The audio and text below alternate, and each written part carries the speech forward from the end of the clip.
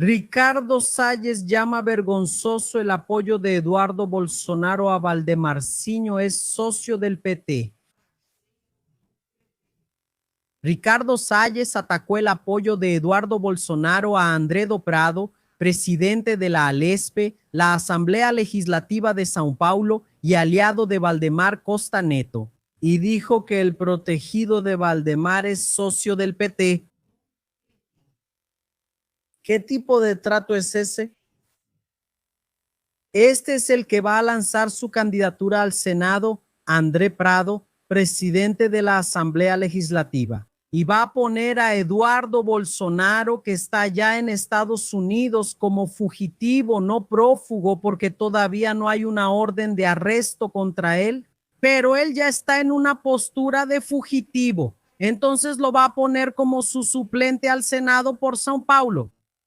Y la cosa ya se está poniendo fea. Un aliado de Eduardo Bolsonaro, Ricardo Salles, bolsonarista del PL, está armando un escándalo, que incluso fue ministro de Medio Ambiente de Bolsonaro, que incluso tiene un proceso por corrupción ahí con madereras y todo eso de la época en que fue ministro de Medio Ambiente de Bolsonaro. Dijo que ese André Prado, presidente de la Asamblea Legislativa, es aliado de la izquierda. Es socio del PT. Vaya, André. ¿Cómo que André? Así es. ¿Lo puedes creer algo así? Pero ¿por qué están diciendo eso? Porque él ya arremetió, por ejemplo, contra Tarcisio de Freitas. Sí, André, sí. Él es diputado estatal por São Paulo y él ya arremetió contra Tarcisio de Freitas. Ya llamó incluso a Tarcisio de Freitas, bolsonarista, gobernador de São Paulo, ya lo llamó, por ejemplo, estafador a Tarcisio de Freitas. Entonces él ya tenía un historial de críticas y enfrentamientos con los propios bolsonaristas. Y ahora están haciendo esa alianza que dijeron que será anunciada mañana, el jueves. Una alianza con Eduardo Bolsonaro, junto con él, para intentar elegir su fórmula al Senado por São Paulo. Ya expliqué eso, no lo voy a explicar de nuevo para no ser aburrida, pero ya lo expliqué. Les dije que pueden estar seguros de una cosa. Eduardo Bolsonaro no va a ser senador. No va a ser André, no va a ser. No, el TSE puede incluso hacerse de la vista gorda y aceptar el registro de la candidatura de la fórmula que ellos quieren. Pero la Suprema Corte lo va a tumbar. Quizá declarar la inelegibilidad y después la prisión de Eduardo Bananiña. Y si eso pasa más adelante, después de que sean electos, atado en el nombre de Jesús, fuera demonio. Si eso pasa antes de la certificación oficial, ellos van a perder el lugar en el Senado, ¿ok? ¿Y el PL? ¿Y entonces qué voy a pensar? Voy a pensar que eso es poco castigo. Entonces así, los propios integrantes, parte de los integrantes de los bolsonaristas no están satisfechos con esa alianza de Eduardo Bolsonaro. ¿Qué es eso? Es inmunidad parlamentaria. Porque si él tiene inmunidad parlamentaria, entonces va a tener, quién sabe, el valor para regresar a Brasil como senador. Pero es una burla, ¿verdad? Incluso ese intento es una burla, porque el tipo abandonó el cargo de diputado federal y ahora piensa que dentro de poco va a regresar a Brasil por todo lo alto como senador. Sal de ahí, demonio. Oye, Alicia, bájate de ahí. Bob, del maravilloso mundo de Bob, vuelve a la realidad. ¿Qué mundo paralelo es ese? Mientras tanto, Silas Malafaia, Silas, dijo que uno de los grandes problemas de Brasil en ese evento de oración, Claudio Castro, destituido e inelegible, exgobernador de Río de Janeiro, dentro de poco será un preso. Con certeza puedes estar segura de eso. No somos adivinas ni nada, pero ya lo estamos viendo. Su compañero Rodrigo Bacelar ya está preso. El nuevo Douglas fue arrestado ayer.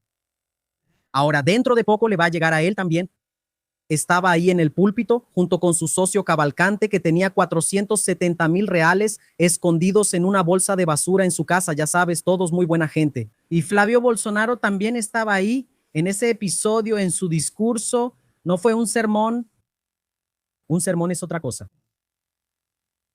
Hablar de lo sagrado de Jesús, amor, misericordia, perdón, salvación, adoración es otra cosa. No es eso.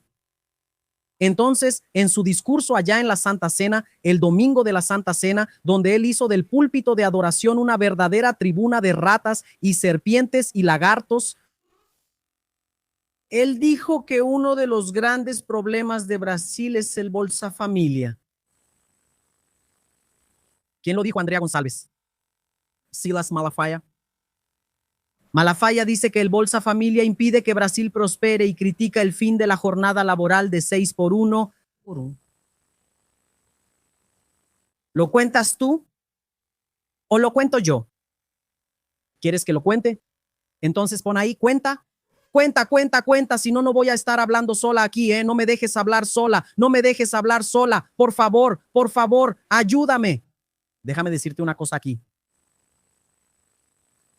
Lo que impide que Brasil prospere son los delincuentes que usan la fe para enriquecerse. ¿Viste, Silas? Sí. Lo que impide que Brasil prospere son aquellos que usan la fe para decir que tienen una protección divina y que es ungido de Jesús y que nadie puede tocar ni cuestionar. Lo que sabemos muy bien es que ser ungido de Jesús es una cosa, bandido descarado es otra cosa. Lo que impide que Brasil prospere son templos religiosos que en realidad son lavanderías, lavaderos del crimen organizado. ¿Viste, Silas? Lo que impide que Brasil prospere es la inmunidad tributaria. Que mientras los pobres no tienen inmunidad tributaria, ni exención, ni nada, excepto la exención que Lula consiguió ahora, ¿verdad? Que fue la exención de hasta 5,000 reales para los trabajadores. Mientras no tiene nada, cuando va a comprar arroz allá paga el mismo impuesto que tú, billonario, pagas. ¿Es eso? Eso es lo que impide que Brasil crezca. Mientras hay templos religiosos que son lavaderos del crimen organizado, notablemente porque tienen inmunidad tributaria. No pagan impuestos sobre nada relacionado con el templo religioso. Eso es lo que atrae a las organizaciones criminales a ese lavadero, que además de no tener una fiscalización tributaria eficiente y robusta, todavía no paga impuestos. Lava el dinero del crimen organizado y el dinero entra y a la hora de salir y de ser distribuido, para mí no lo es. Para la organización criminal y para quien está lavando todavía no paga impuestos. ¿Puedes creerlo o quieres más? Lo que impide que Brasil prospere son los mercenarios de la fe, que usan su capacidad y su posición de liderazgo religioso para manipular a los fieles. Para tratar a los fieles no como ovejas, sino como ganado. Que usa la buena fe, que usa la falta de entendimiento y de conocimiento de las personas para manipularlas a cambio de negociaciones en los pasillos y sótanos del Congreso Nacional. Es lo que hace que Brasil no prospere, son los líderes religiosos.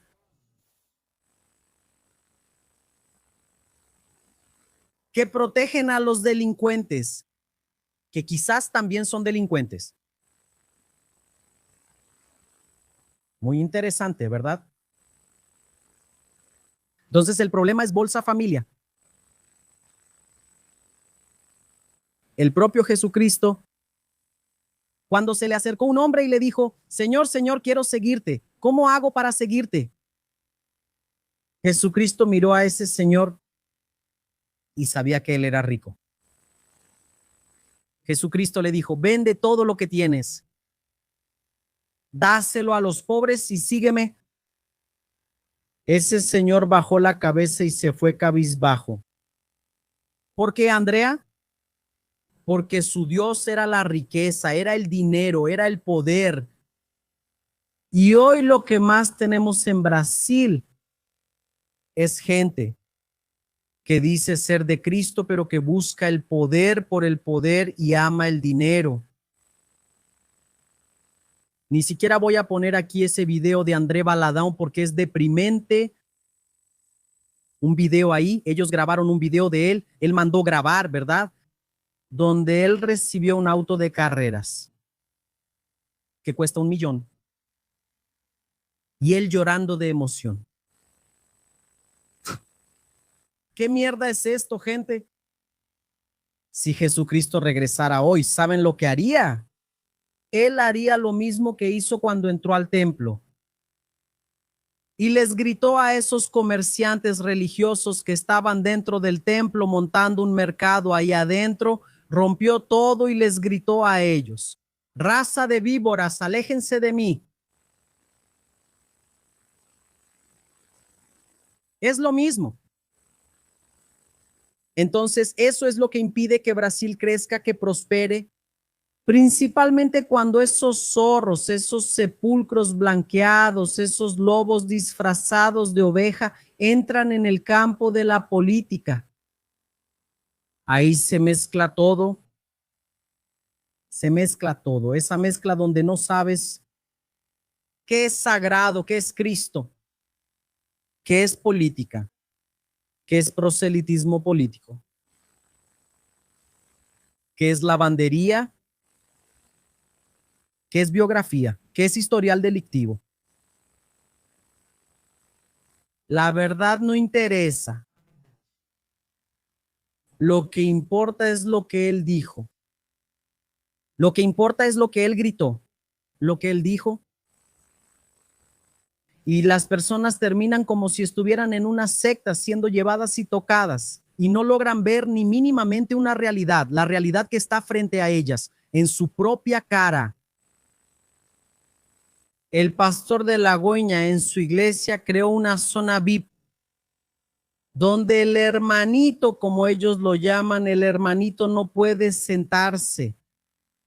Solo quien va a sentarse en esa zona VIP de la iglesia es la gente importante, es la élite, es la lavandería. ¿Entendiste el código? Entonces, y luego este tipo viene a hablar de un programa social que salva vidas. ¿Puede haber alguien que tome el dinero y lo gaste en alcohol? Puede haber, pero la gran mayoría de las personas que reciben Bolsa Familia son mujeres que tienen hijos y que usan el dinero, aunque sea mínimamente, para darles de comer a sus hijos. ¿Eso es lo ideal? Obviamente no. Pero es lo que tenemos ante un país donde una élite manda y desmanda, incluso en los templos religiosos, para manipular a las masas y para mantener esa desigualdad social violenta, donde casi la riqueza, casi el 70% de toda la riqueza de Brasil, de todo el dinero que circula en Brasil, está en manos del 1% de la sociedad brasileña,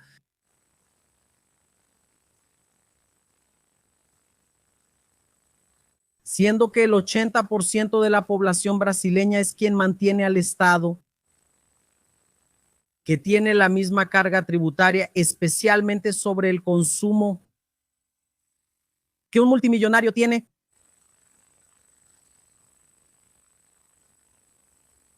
Y este de aquí dice que el problema es el Bolsa Familia.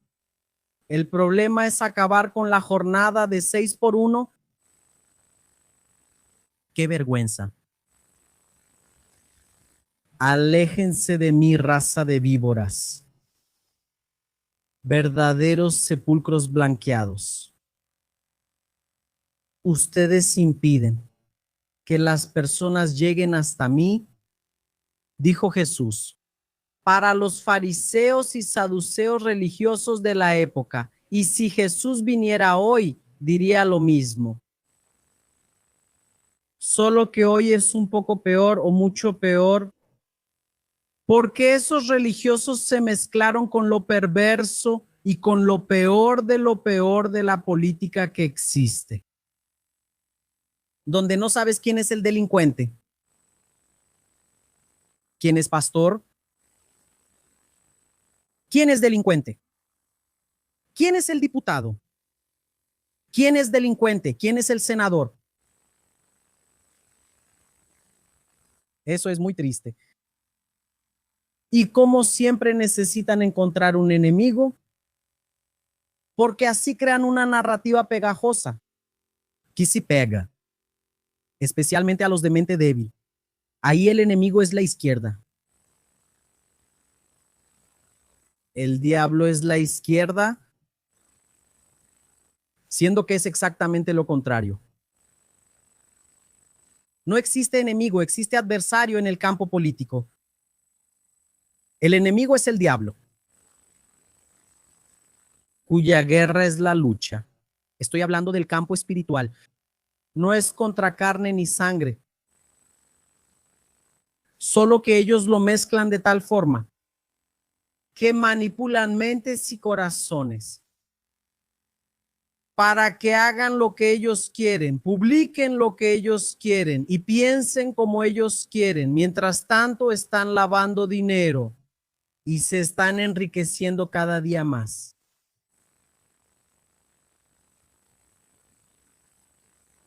Y para que puedas liberarte de eso,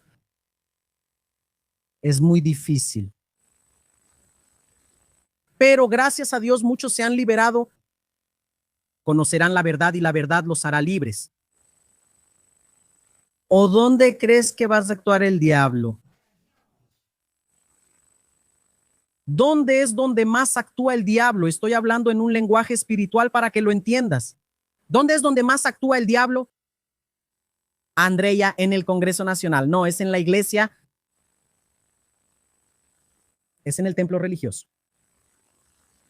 De tal forma que el diablo está metiendo a la iglesia en la política. Y viceversa. La política dentro de la iglesia, ¿verdad, Silas?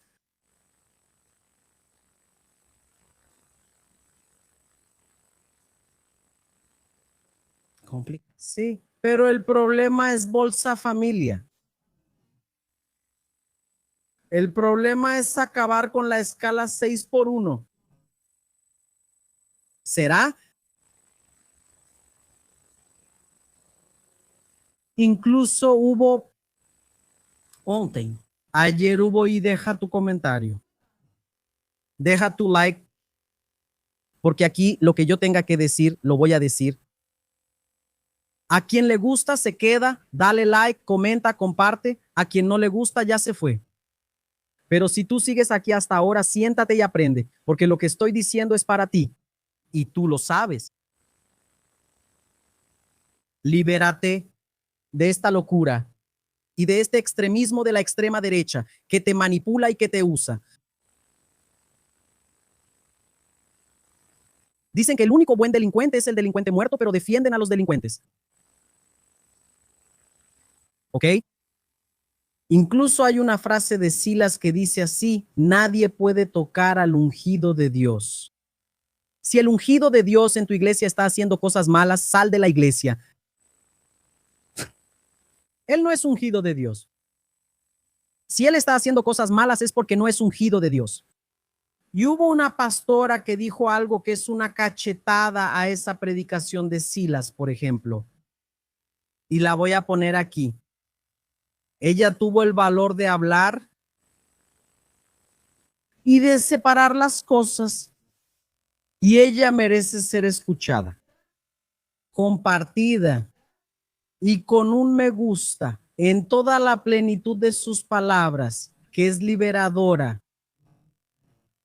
y que tenemos que mostrar, hablar, mostrar y hablar. Pon atención a lo que dice esta pastora aquí, de Helena. Es Helena Raquel. Mira aquí, pastora. Ay, qué vergüenza siento, pero lo voy a decir. La mayoría de las personas que son víctimas en iglesias evangélicas de violencia doméstica o de violencia sexual son orientadas a no denunciar al culpable para evitarlo. Lo que estoy diciendo aquí es un conocimiento empírico. Como no hay investigación, no hay datos, esto es un conocimiento empírico. Pero es un conocimiento empírico porque tengo 47 años y nací en un hogar cristiano. Y recuerdo perfectamente a personas que hablaban sobre alguien por el amor de Dios. No lo digas. Para no escandalizar. Empírico, no tengo datos. Ay, qué vergüenza estoy sintiendo, pero lo voy a decir. La mayoría de las personas que son víctimas en iglesias evangélicas de violencia doméstica o de violencia sexual. No, pero ella habla mucho más. Ella habla mucho más. Ella dice que hay que denunciar, que hay que, porque si se prepara, si se hace, no es. Voy a encontrar la otra parte. Si se arregla, si se produce, la persona no es ungida de Dios. La persona no es nada de eso. Al contrario. Y luego viene un Silas Malafaya cualquiera y dice que no se puede denunciar. Sal de la iglesia, pero no denuncies, no te levantes contra los tuyos. Y luego viene Marcos Feliciano y dice que no, que tampoco denuncies. Forma un grupo de oración. Italia y esas cosas. No, gente. Aquí está, mira. Glaze también la publicó y hay otros que la están publicando. Pon atención aquí. Espera. Déjenme ponerlo aquí para que lo vean junto conmigo. Esto lo tenemos que ver. Para desenmascarar a esos falsos profetas que andan por ahí. Para que Jesús salve.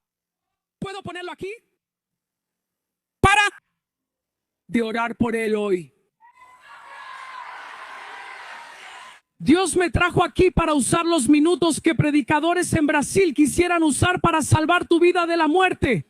Deja de orar por él hoy y empieza a orar por ti a partir de ahora. Necesitas tener el valor para salir y hacer la denuncia en una comisaría de atención a la mujer o cualquier otra. Necesitas con urgencia llamar a alguien de confianza y buscar un lugar seguro.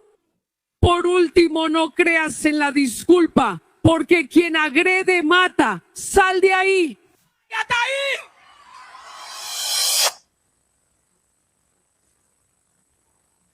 Ay, qué vergüenza me da, pero lo voy a decir. La mayoría de las personas que son víctimas en iglesias evangélicas de violencia doméstica o de violencia sexual les dicen que no denuncien al culpable. Para evitarlo, Lo que estoy diciendo aquí es un conocimiento empírico. Como no hay investigación, no hay datos, esto es un conocimiento empírico. Pero es un conocimiento empírico porque tengo 47 años y nací en un hogar cristiano. Y recuerdo perfectamente a personas que decían sobre alguien, por el amor de Dios, no lo digas para no escandalizar. Empírico, no tengo datos. Ay, qué vergüenza me da, pero lo voy a decir. Pues sí, ella tuvo el valor de decir lo que Jesús diría si estuviera pasando. Ungido de Dios no es un pedófilo. Ungido de Dios no es feminicida. Ungido de Dios no es violador. Ungido de Dios no roba, no mata. Ungido de Dios es otra cosa. Ungido de Dios no es un mercenario de la fe que usa su posición de líder religioso para manipular a las personas, para negociar en las cloacas de la política. Ungido de Dios no es eso. Y yo percibo que hay un despertar dentro del mundo evangélico. Vamos a salir de ese lugar en el que nos pusieron, donde hay mucha gente ahí que hoy no es un ejemplo de cristianismo. Y puedo decir, Silas Malafaia, mi opinión. Silas Malafaia no es un ejemplo de cristianismo. Al contrario, él es un ejemplo de cómo no ser. Marcos Feliciano, pastor, también es un ejemplo de cómo no ser cristiano. Sócines Cavalcante, que también es pastor, líder del PL, a quien le encontraron 470,000 en su casa, tampoco es un ejemplo de lo que es ser cristiano, entre muchos otros de los que podría hablar y mencionar aquí. Entonces vamos a despertar a la realidad. Cristo es muy hermoso, el evangelio es muy hermoso, y ellos lo están manchando. Ellos se están tirando por la borda lo sagrado en nombre de lo profano. Y eso es muy triste. Y cuando veo la manipulación de las personas, especialmente por su falta de conocimiento o por su buena fe, eso me deja extremadamente indignada. La política y la religión no se mezclan. El Estado es laico. Puedes profesar tu fe y está bien, tener tu postura está bien, pero si usas eso para decir que eres puro, santo, moral y mejor que los demás y que por eso mereces un voto, eso no es cristianismo. Eso es proselitismo político y así funciona el negocio, usando la fe como negocio para alcanzar lo que quieres, que es estatus político y la mezcla de lo sagrado con lo profano. Y qué bueno que está habiendo este movimiento. Y hay personas que están teniendo el valor de decirlo. Y les digo a ustedes, aléjense de los políticos que usan su fe para usarlos y manipularlos y para obtener capital político. Aléjense de ese tipo de político. Aléjense de ese tipo de iglesia que lleva líderes religiosos al púlpito de adoración para hacer politiquería de quinta categoría. Aléjense de esos ambientes. Porque ahí puedes estar adorando cualquier cosa menos a Jesucristo. Mientras tanto, hay gente que dice, delincuente bueno es delincuente muerto, pero cada oportunidad de encubrir a un delincuente, esa oportunidad la aprovechan. Flavio Bolsonaro se solidarizó con los 3 diputados federales que cometieron un acto de violencia en la Cámara de Diputados Federales y por lo tanto fueron suspendidos por 2 meses, que incluso es muy poco, que son exactamente Hatem, Marcos Polón y Cetrovão. Mira la publicación aquí de Flavio, el del desvío de salarios. Dejo aquí mi solidaridad con los diputados Van Hatten, Marcos Polón y Cetrovão. Después de la decisión de la Comisión de Ética de la Cámara que determinó la suspensión de sus mandatos por 60 días, castigar a los parlamentarios por defender una causa legítima como la amnistía y restringir manifestaciones políticas dentro del Parlamento abre un grave precedente contra la libertad de expresión y el pleno ejercicio del mandato parlamentario. Déjenme decirles algo aquí. Manifestarte y criticar o luchar por una situación es una cosa, es simplemente obstaculizar todo el trabajo del legislativo porque no estás de acuerdo con que el proyecto de ley de amnistía no avanzó. Eso ya no es una manifestación.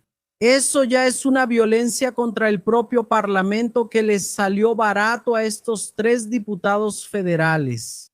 Puedes manifestarte, puedes criticar, puedes gritar. Puedes. Puedes realizar todos los trámites formales y materiales correspondientes dentro del proceso legislativo o en la vía judicial, con recursos, peticiones y todo lo demás. Pero ya detener el trabajo del legislativo de uno de los poderes porque no estás de acuerdo con esto o con aquello, eso no lo puedes hacer. Y eso no es libre manifestación de pensamiento. Como les dije, eso es poco. Deberían ser destituidos y responder penalmente. ¿Por qué? Por obstaculizar el libre ejercicio de uno de los poderes, que es un delito. Ese es el problema de esa gente bolsonarista. Ellos cambian todo.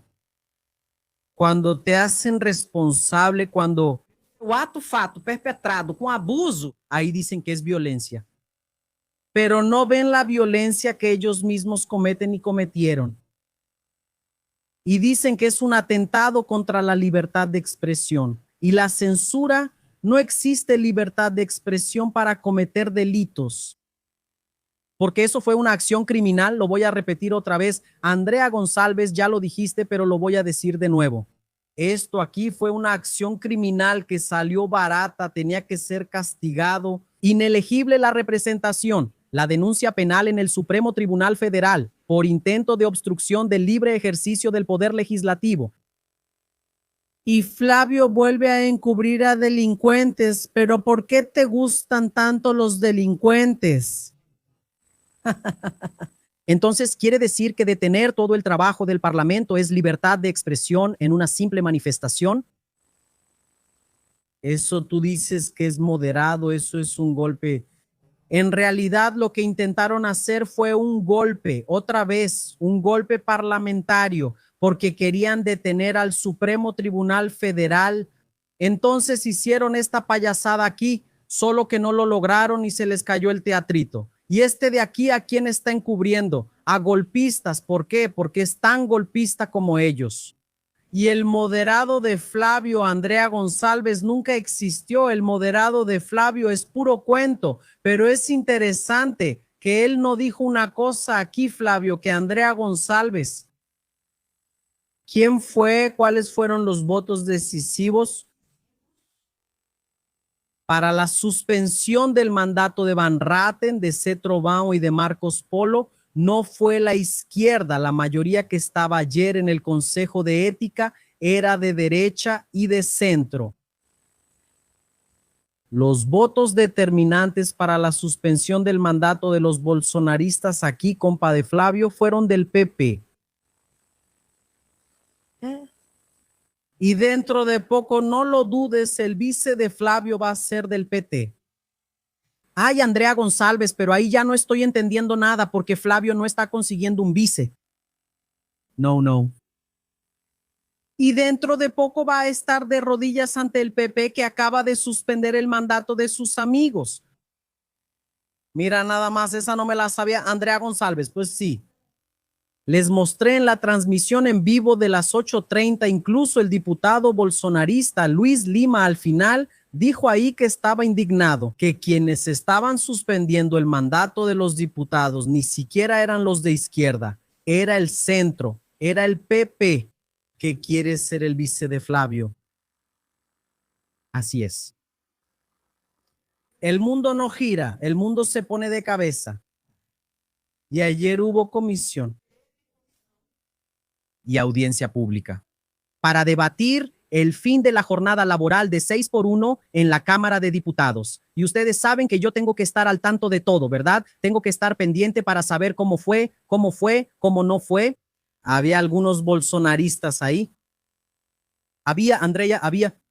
Y los bolsonaristas cuando hablaban, ¿verdad? Fueron pocos. Pocos tuvieron el valor de aparecer ahí. Ellos estaban tratando de meterles miedo a los trabajadores, diciendo que miren, si terminan con esa jornada laboral de 6x1 va a generar desempleo. Mira, vas a perder tu empleo. Mira, si quieres trabajar más, vas a tener que buscar un trabajo extra. ¿Entendiste? Están intentando poner al trabajador en contra del fin de la jornada laboral de 6x1 a partir de mentiras, jugando con el miedo del trabajador a perder su empleo, no poder trabajar, etcétera, etcétera. Esa gente no tiene vergüenza, por no decir otra cosa, porque hoy estoy elegante. Dale like, comenta, comparte y pon Lula Tetra. Lula es el mejor y listo, se acabó. Un beso en tu corazón, en un rato regreso.